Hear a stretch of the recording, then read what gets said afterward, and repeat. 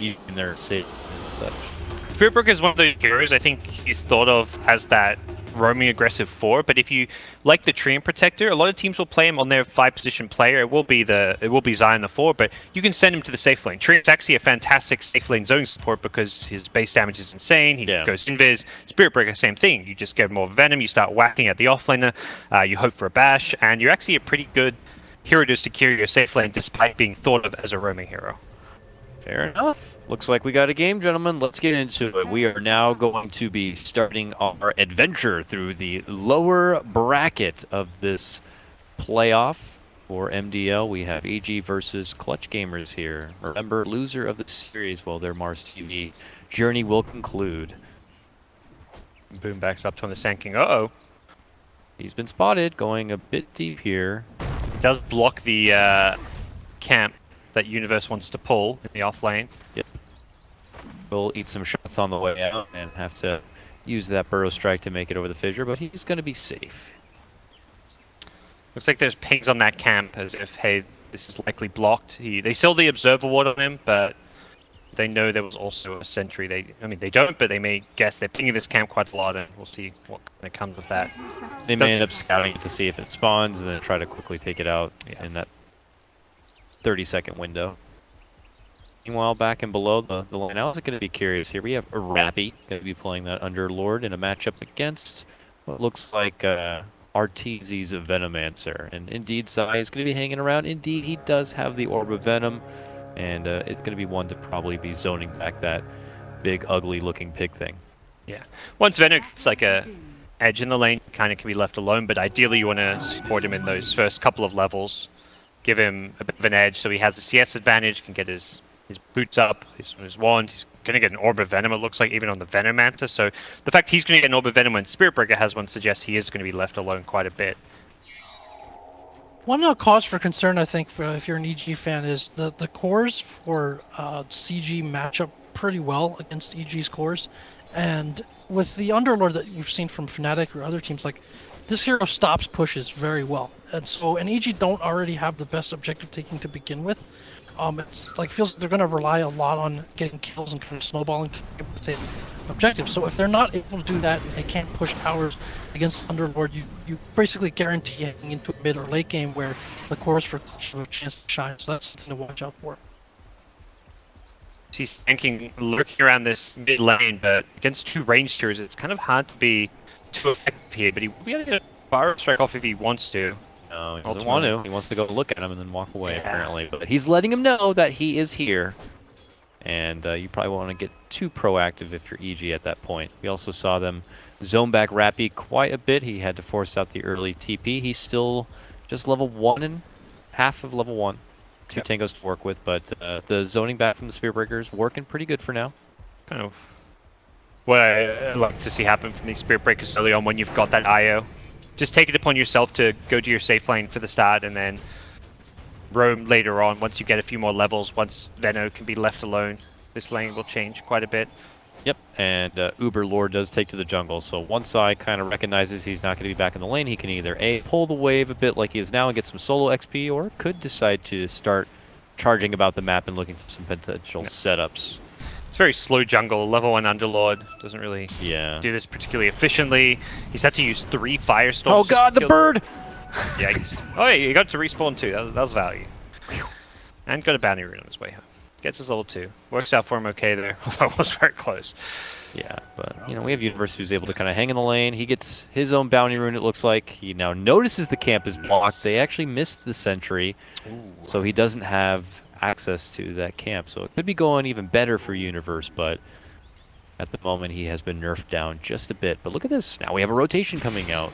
Fly solo on the Witch Doctor. Now kind of taken to the mid lane here. Knows he has the power of the coconut, and if he gets a good setup on the crit Sumail, this could lead to a good first blood. So he begins to creep in.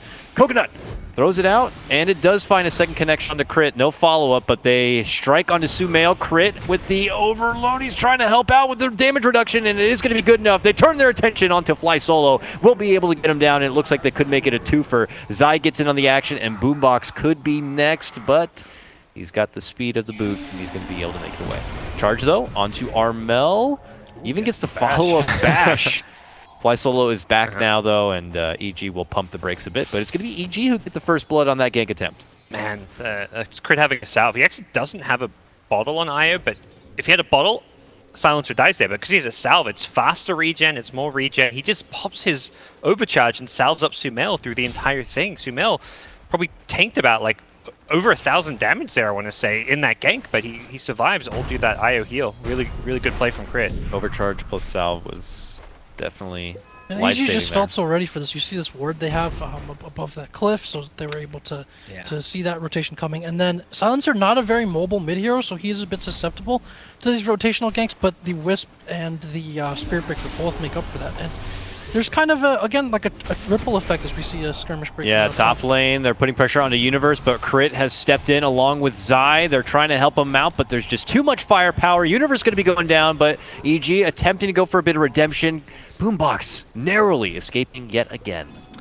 The kind of the ripple effect I was going to say from the Underlord, because generally when you pick this hero, you expect him to be able to get something out of that offlane, not have to go immediately to the jungle, especially if he's up against only 2 heroes, one of them being a melee support. You would expect him to be able to get more out of that, but since he's zoned and he's not able to, that frees up the Spirit Breaker to really just go around and start wreaking havoc. And again, as you said, not have to protect the Venomancer at all after those early levels because of the autonomy that he has. The scary thing with this Venom is he's farming the lane and the jungle at the same time. He just sets up his wards, he farms that big camp, he stacks it, and he's also farming the safe lane. TZ is going to be a big issue this game with how much farm and experience he's getting. And he just has those deep roots of Dota playing where he knows to take these kind of heroes and max the efficiency grind. Like Naga in particular stands out to me, and one of those things that when you kind of know what's in the meta, you grind your way through it to know exactly all the min-maxing of farming efficiency with that lane. It's being demonstrated here quite nicely by RTZ right now.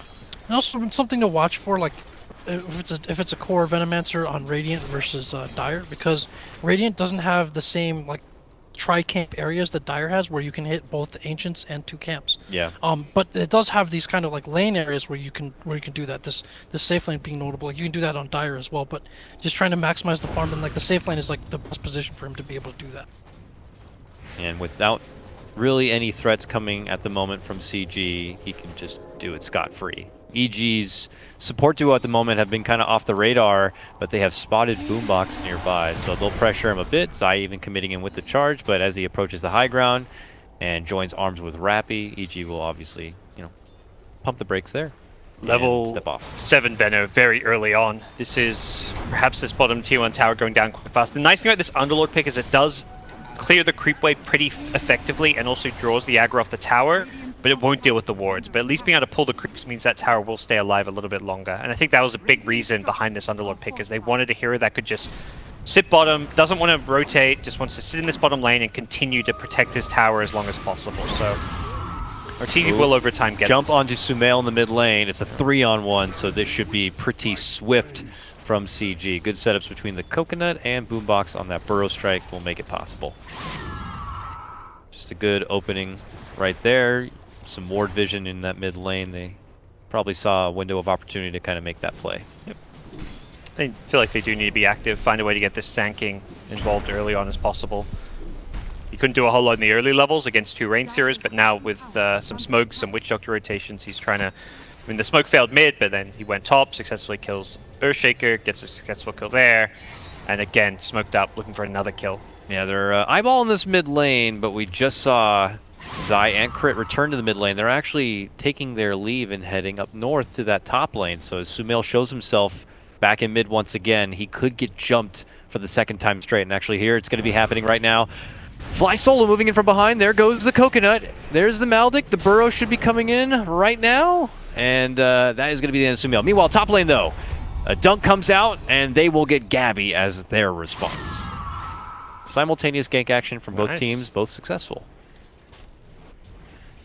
Both, successful smoke ganks, both teams losing a pretty big important core hero. The Silencer perhaps the tougher loss because he's trying to farm a Midas, he's not a good catch-up hero, whereas Void, you can just play around the Chrono if he gets ganked once or twice. Yeah, he's a safe lane farmer, but he's just going for like a more utility build with the Vlads. It does feel like a slight edge for clutch gamers in terms of the trade. Yeah, Silencer did have a pretty good time CSing against Queen of Pain. I mean, I'm going to chalk that up to Sumail things. And he did get that protection early on, but he's given up a few kills here. And once again, concern, if you don't have a good start, it's harder to take these objectives. And then the cores, like especially the Queen of Pain versus Venomance, as I mentioned before, even Void against Venomance, like the damage, it's not easy to bring them down. You need very good play from the Earthshaker and any stuns together off to bring down some of these cores. Yep. So steering versus good start is important as well. You want to get a quick blink dagger, he's just so much more threat, and especially when you don't have other like super reliable initiation from the universe start items. Have the spirit charge, but as a support, if he's not getting that many kills, he's a little under leveled, and his initiation is not necessarily the best fit or the most reliable for your team. Eyes on bottom lane. They're looking to make a go onto EG. Nearby is Zai, but this is a 3-man rotation. He is able to get the Gale off onto Boombox, who's now caught between a couple of Venom wards. Zai charging through and past him, going to Rappy. Maybe caught in a bit of trouble as the pit's going to get committed. Now the Sonic Wave, and that's going to be plenty of firepower to get the finish onto Zai. Was that some perfect wall stuff? Why did Sand King not get hit by the charge? What happened there? I don't know. He just like... He like charged through him and it didn't bash him. I was so confused. I saw him get hit by the charge. So. Okay, maybe it was just my computer then. Just a brief slideshow, firewall, perfect like, what's going on world, here? something. But yeah, overall, EG are still winning these lanes. The Venom is just crushing the safe lane in terms of farming the lane and the jungle. He's got that maximum efficiency. Normally at this point you would have seen Arteezy take the tier 1 tower, but that's the nature of the Underlord pick, preventing that. Definitely fulfilling its purpose there, although at the end of the day, Arteezy's like, well, I'm not hitting my timings as far as taking towers and objectives, but I'm definitely going to hit my item timings. He's incredibly farmed. I believe Veil is completed. Yeah, it's on the courier, so that'll be heading out to him fairly soon. Top lane, Zai has been spotted as he tries to charge his way out from the lane.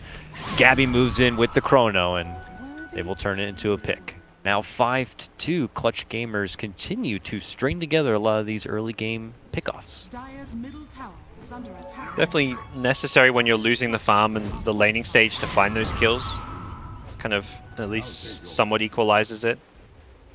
Sumail's actually backed off from the Midas that he had this Midas queued up for quite some time, and since getting the Gloves of Haste and having like, he was like 1,000 gold, he's like, nah, screw it, not going to get this, buys Treads, Wand, Headdress. Is he going, and he has a Ring of Health queued up, so interesting to see what he's going to build. It's like a thrift shop he's got holding here, but yeah, need to commit to something eventually here. Numbers for EG, it looks like in the mid lane at the moment, but more reinforcements as Fly Solo steps in. Is he going? Oh, he's going to go for a Helm of the Dominator. That's what he's got queued up. Interesting.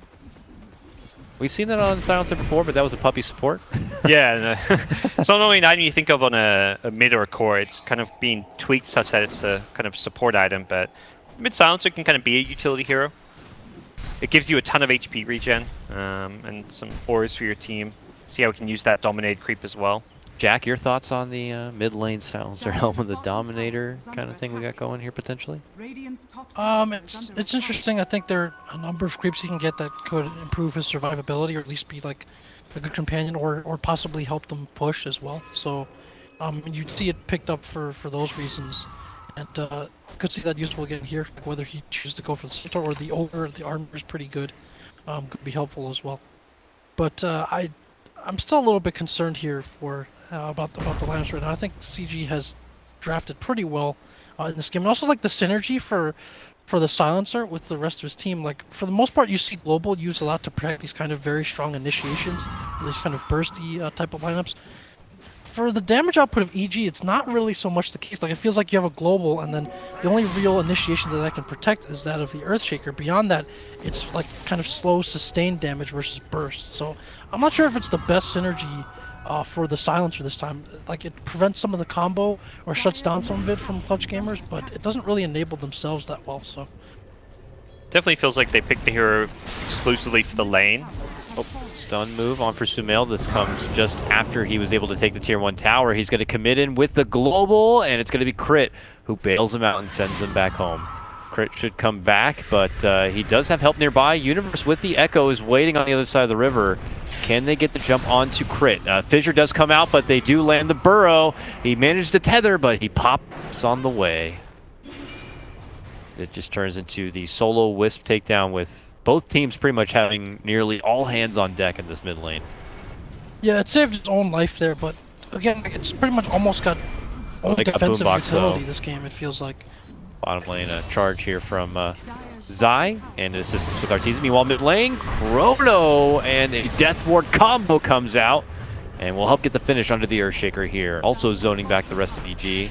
Clutch Gamers just applying pressure onto this mid lane. They can't follow it up with any sort of +1 tower takedown, but more kills the barrier. And it also will prolong Universe's Blink Dagger just a bit more.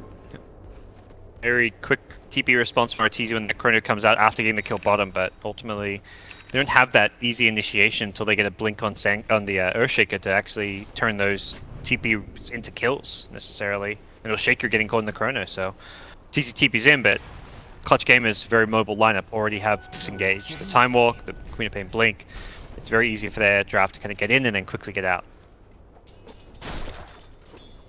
Yes, it's actually a bit of an EG draft that CG are running themselves. I think when 7.0 first came out, when they played that China top tournament against Newbie, they were using Underlord a lot. Underlord obviously was a bit stronger hero at that point when we first came out, together with the Queen of Pain, just kind of fitting those themes of the mobility, the being able to shove the lanes out. It's kind of almost giving EG a taste of their own medicine a little bit here with the draft. During Dota Pit, I believe as well, EG ran a lot of Underlord and somewhat kind of similar lineups too. CG are back though, they want to get this tier 1. It's time to just get some of this money that's on the map and also just progress the objectives of this game. While it's happening though, Arteezy rotated up to the top and he'll get a trade of his own tier 1 tower. Rotations are coming as Zai is going to be joining the mid lane. We have more though coming in from EG, and it looks like they're going to be swinging. Walk and dunk right on top of the Sand King. They'll take the quick hero. Though commits in with the Death Ward, gets quickly canceled out as the global comes out. Now Gabby jump into action. Again, he does have a Chrono, so he has to jump up to the high ground near the Queen of Pain as Clutch Gamers possibly look to bail out, but he's dead. Ziveno ulti with Veil. Just a bit too much of a dot there for Mr. Underlord. Bought his Ring of Health to try and gate it. Maybe could have bought the cloak either way. I think he dies there, but great fight. They take pop and then very fast to rotate. He's just, I think, outmaneuvering Clutch Gamers at this point. I'm kind of with like the general sentiments that Jax brings up. That does feel like Clutch have maybe a bit more synergy with their draft and a kind of clear purpose. But I think what we're seeing out of EG is just like really good spell usage, good movement around the map. Veno's just dominating as well in terms of his farm. He's at that point where you can kind of make up for maybe like draft issues by just how farmed a hero can be. Yeah, he's been pretty good at punishing Clutch's like hyper aggression when they dive these towers. They commit too hard to kills. Will they do it again? They're moving in for crit. They even commit the Chrono on top of it, so they will certainly get their Wisp. So I guess a cheeky deny. But yeah, they lose out on the money of the tower, and Arteezy continues to plague his way through this top lane on that disgusting Venomancer. I haven't mentioned how happy I am that we're seeing a core beater. Just kidding. Well, not really. I'm glad it's the first one. Hopefully it's the last one. It's some just hero. So hype right now. Yeah. The big plays when he hits the R button and drops wards. In some ways, it feels like a new version of a Naga Siren, because like it plays kind of similar to a Naga. It fights obviously a bit more, but it's this idea where you can push lanes and farm, and you can't punish the hero because he scouts you with Plague Wards, much like a Naga will just push with illusions. It's a very hard to punish split pushing hero that farms incredibly fast. Not quite Naga status, but it's close. Yeah, piece of me dies when I see either of them drafted for sure, but but we're seeing Arteezy definitely make a strong case for the potency of the hero here. Tier 2 now under a bit of threat. He alone could force a lot of rotations, but the rest of EG have already made their move down in for the mid lane. They hit onto Gabby and then step off a bit. They do not want to overcommit onto this one and get too overzealous, so they take the opportunity to just head to the north, join up with Arteezy, see what's going on here. I think the enjoyable thing for me with Arteezy's Venom is just how well he plays it. I feel like he's well ahead of most of the Venom carries out there in terms of his efficiency, his rotations. He seems to me to have the best understanding of how to get the most out of this hero. Yeah, like the Veil has been an item that's been changed a lot, like from here and there, and like the HP regen gives you a lot of sustain. So like the hero doesn't need that much mana because you're not going to be ulting too often most of the time, and so if you have enough sustain to stay out on the map and keep the wards up, that's where your farming efficiency is. And with the wards being able to clear waves very quickly, but also neutral camps, you also spend like less time and energy necessarily micromanaging them or having to be there physically yourself to farm stuff, so that increases his farm efficiency as well.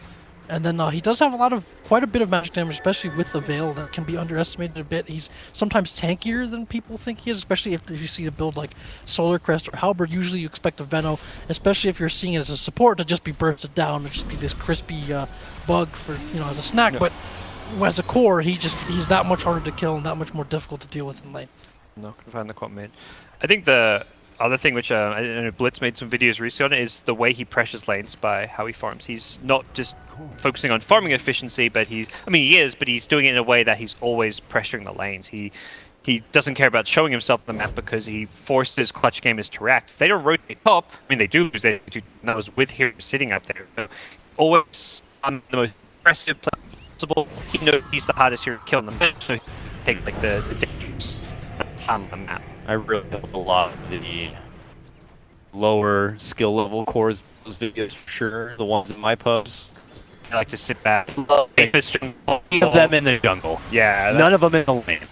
Those games are really frustrating to play when you're on like the playmaking hero, like a position like an Earth Spirit or something, or playing an offlaner like a Nyx. Let's do stuff, guys. And you're going around roaming, ganking, and then you just look at your team and they're farming. It's not that there's 2 or 3 farming, and they're farming the most passive places possible. That is like the worst thing you can do as a core is to farm passively. You always have to farm aggressively to the extent that you can get away with it. Yeah. Maybe right now, someone has to get to the mid lane. Like right now, somebody has to get to the mid lane for EG. Zai steps in. He's got that lane to work with. Arteezy still playing his way through the top lane. And they also have bottom covered here. For CG, it feels like they've been pumping the brakes a lot and just totally in on their farm game right now. So I don't know what the call to action is going to be for them, but they are waiting to get a couple more items online here. But we're seeing just Arteezy alone force 2 of them to kind of step off a bit. Silence. Follow up. The global comes out from Sumail. The charge is in, and Crit even rotating in with Sumail, bringing in that right-click damage. The Witch Doctor also going to be going down. A good Sonic Wave does fly out. Not enough to get the finish on Zai, and now EG look to clean up the rest of the mess. 3 are going to be going down and make it 4 as Universe helps swat down Armel on his Queen of Pain, making it a 4 for 2 trade. Mid Chrono animation. He was going to stop the charge. Chrono 2. Don't know if he gets the kills, but he's going to at least survive. And Global Silence comes in. It was perfect from Sumail. Nice turnaround from the Sand King, but it was still just not going to be enough for clutch gamers to win the fight, even though they do get some support kills.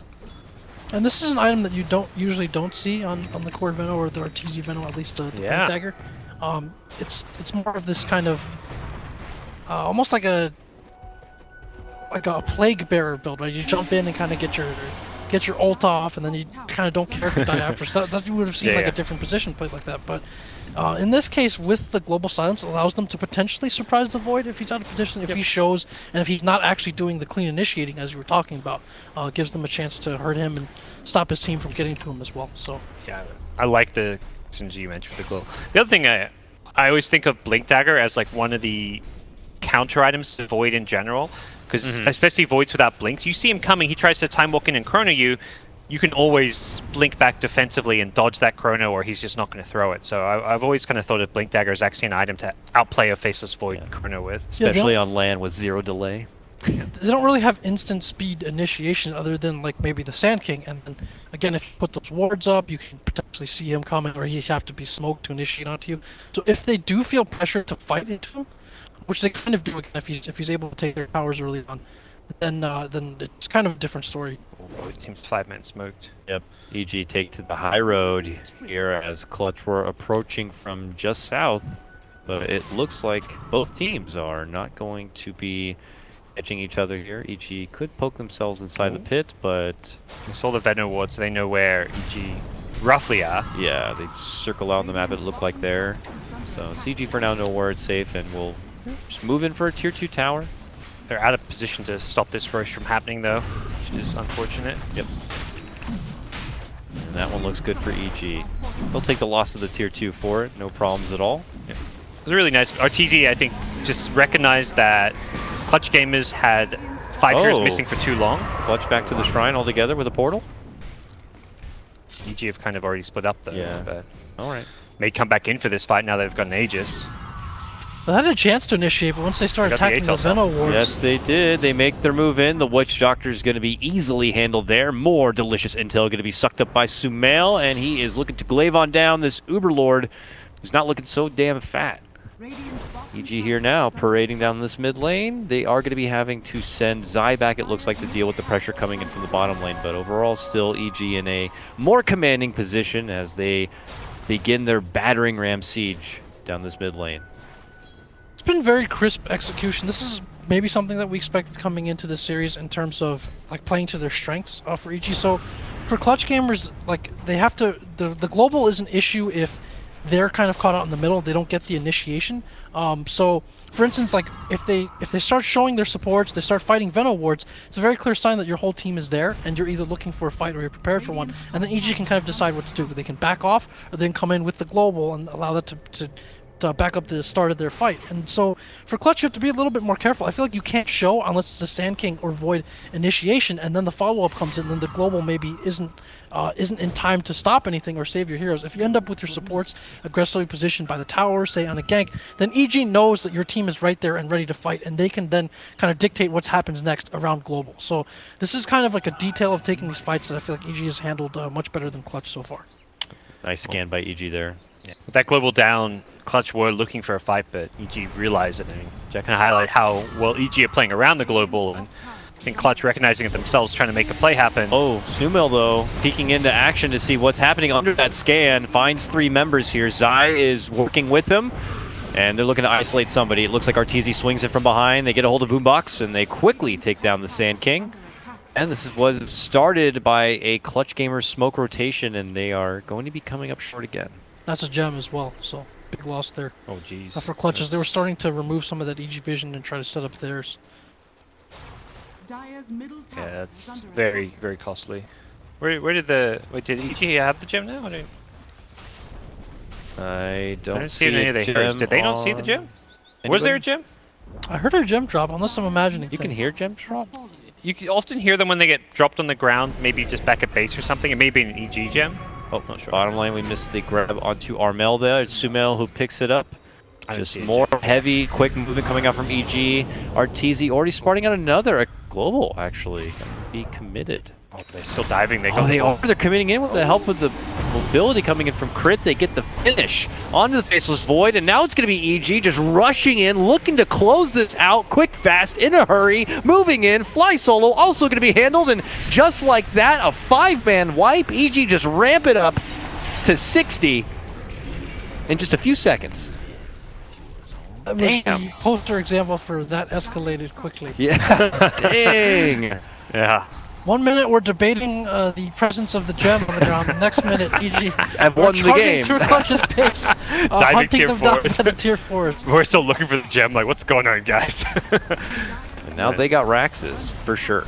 So another part of the Venomancer is like, in a sense, similar to Bristleback in some ways. Like, he kind of enables these very early timings and wins where like the amount of damage that he outputs, like the magic damage, you don't really have the tools to deal with that. So if you haven't been able to like kill him or slow down his momentum, then he can run at you with his team, and then it becomes harder to hold objectives, and it becomes very hard to survive his AoE. So that's what EG again has played very well this game. Like for CG, I think they were counting on being able to hold their towers, not be overrun like this, and then maybe have Void with some initiation be able to stop the momentum, I guess, of EG's cores a bit. But that plan hasn't really worked from the early game onwards.